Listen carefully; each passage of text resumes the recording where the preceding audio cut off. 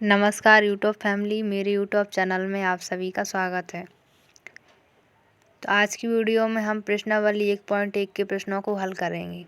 प्रश्न नंबर 1, निम्नलिखित प्रत्येक में गुणन के अंतर्गत उपयोग किए गए गुणधर्म का नाम लिखिए। यहाँ पर 3 प्रश्न दिए हैं हमें। अब इनमें कौन से गुणधर्म का उपयोग हो रहा है उसका हमें नाम बताना है। प्रश्न नंबर 1, -4/5 का 1 में गुणा किया है। फिर इस 1 को पहले लिख लिया और -4/5 को बाद में लिख लिया। गुणा करने पर कितना आया? -4/5। इस प्रश्न को हम यहाँ लिखेंगे। 4/5 का जब हम 1 से गुणा करेंगे, जब किसी भी परिमेय संख्या का हम 1 से गुणा करते हैं तो हमारा आंसर वही आता है। 1 से गुणा करेंगे तो -4/5 ही आएगा इसका। अब इस 1 को पहले लिख लेते हैं और -4/5 को बाद में लिख लिया, तो भी इसका मान -4/5 ही आएगा। किस वजह से इस संख्या का मान वही आ रहा है? तो 1 की वजह से आ रहा है। तो 1 क्या है? गुणात्मक तत्समक है। इसको यहाँ लिखेंगे, 1 गुणात्मक तत्समक है।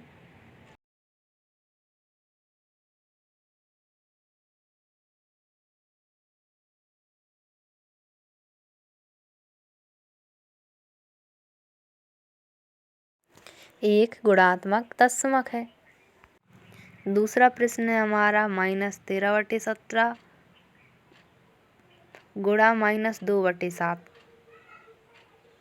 फिर -2/7 को पहले लिख लिया और -13/17 को बाद में लिख लिया।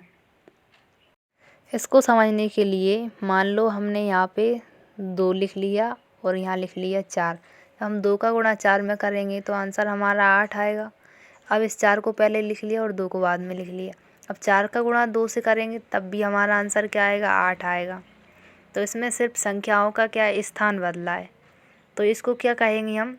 इसको कहेंगे क्रम विनिमयता। इस गुणधर्म का नाम क्या है? क्रम विनिमयता। तीसरा प्रश्न हमारा -19/29 गुणा 29/19 बराबर 1। अब इस 19/29 को यहाँ लिख लेंगे हम। फिर इसका गुणा किससे करेंगे? 29 को ऊपर लिख लेंगे और 19 को नीचे लिख लेंगे। 29/19 से इसको काटेंगे हम। 19 से 19 कट जाएगा एक बार में, माइनस से माइनस कट जाएगी और इस 29 एकम 29, तो 1/1 आ गया। तो इसको हम 1 लिख सकते हैं। अब इसमें कौन से गुणधर्म का उपयोग हो रहा है? इसमें उपयोग हो रहा है गुणात्मक प्रतिलोम का, जिसमें कि पहले वाली जो संख्या होती है और गुणा में उस तरफ जाके वो उल्टी हो जाती है। जैसे 19/29 यहाँ थी, तो इसको क्या बोलेंगे? गुणात्मक प्रतिलोम। इस गुणधर्म का नाम है गुणात्मक प्रतिलोम।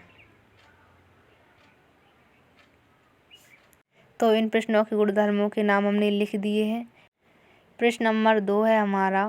प्रश्न नंबर 2, बताइए कौन से गुणधर्म की सहायता से आप 1/3 गुणा, फिर कोष्टक 6 गुणा 4/3, फिर 1/3 का गुणा किससे कर दिया? 6 से कर दिया और गुणा 4/3 के रूप में अभिकलन करते हैं। यहाँ 3 संख्या दी हैं हमें, एक ये 3 हमें संख्या दी हैं। अब इन तीनों संख्याओं को हम यहाँ, इसको हम ए मान लेते हैं और 6 को हम बी मान लेते हैं और 4/3 को हम सी मान लेते हैं। ठीक है। अब हम ए का गुणा किससे कर देंगे? बी से कर देंगे और इस सी का बाद में गुणा करेंगे। ठीक है। ए की जगह पे मान लो हम रख लेते हैं 3 और बी की जगह पे 4 रख लिया और सी की जगह पर हमने 2 रख लिया।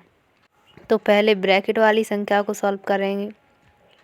4 और 2 का गुणा करेंगे, 4 दूनी 8 और गुणा कितना है? 3। फिर 3 का गुणा 8 से करेंगे 3 का गुणा 8 से करेंगे तो 3 अट्ठे 24।